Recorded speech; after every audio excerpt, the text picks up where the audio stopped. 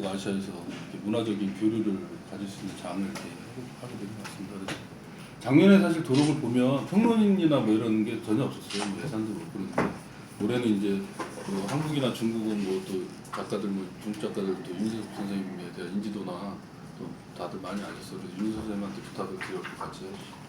그다음에 인도는 뭐 잘 아시다시피 송영 선생 통해서 그동안 1월부터 아토 때부터 저희가 2번이나 가고 송 선생님 직접 작가들하고 같이 만나면서 이런 행사를 위해서 이렇게 도와주셨습니다.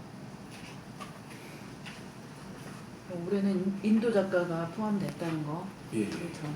그렇다면 인도 작가는 어떻게 섭외가 되고 좀 추진이 근데 사실은 인도는 그동안 한국에서 그 소개한 전시가 몇 개 있었는데 특히 이제 갤러리 사이드에서 좀 상당히 좀 문제를 일으킨 적이 있어요. 옛날에 자이언트 엘리펀트라는 전시 때문에 인도에서 사실은 한국 그 전시를 보이콧하는 현상이 있었거든요.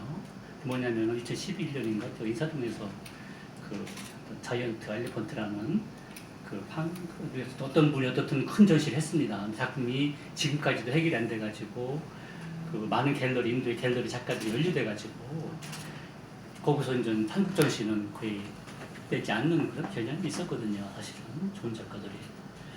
아트 사이드.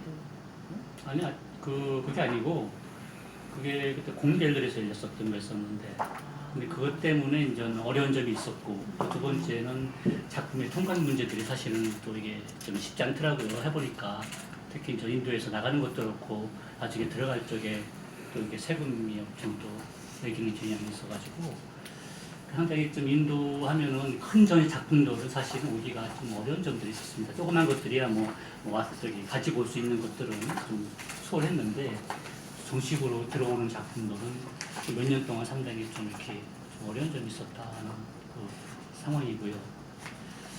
그리고 이제 이번에 이제 사실 그 2명의 작가들이 참가를 했습니다만은 이분들은 사실 인도에서 거의 톱 10에 들 수 있는 그러니까 아트 그 시장에서도 그렇고 어떤 대외적인 인지도에서도 그렇고 그런 쪽에 있는 그 작가로 이제 한 10명 정도를 구성을 해서 지금 현지 탐문을 했어요. 가서 이제 작품도 보고 작가도 만나고 하면서 현실적으로 좀 컨셉에 또 맞기도 하고 그런 가능 어떻든 좀 그런 흔들리기 좀 아무래도 좀 수월한 쪽으로 해가지고 2명을 선정하게 됐습니다.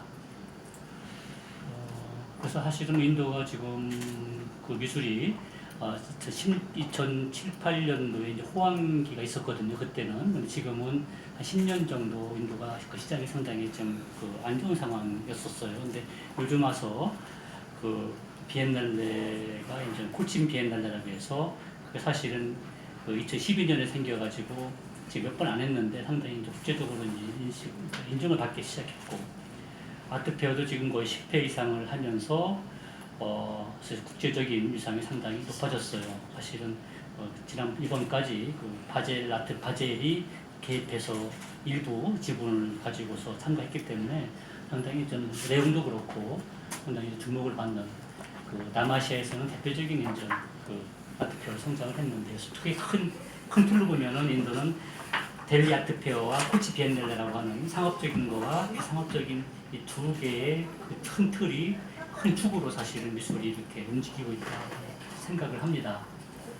예, 코치 비엔날레가 코치는 이제 그 남쪽에 있죠. 게렐라라고 하는 남인도 쪽에 있는데 그게 이제 상당히 국제적으로 이제 성공한 한 도시의 그 좀 폐허하기 못하지만은 그 포르투갈 식민지였던 옛날에 그 좀 오래된 도시의 그 정말 삭막한 도시.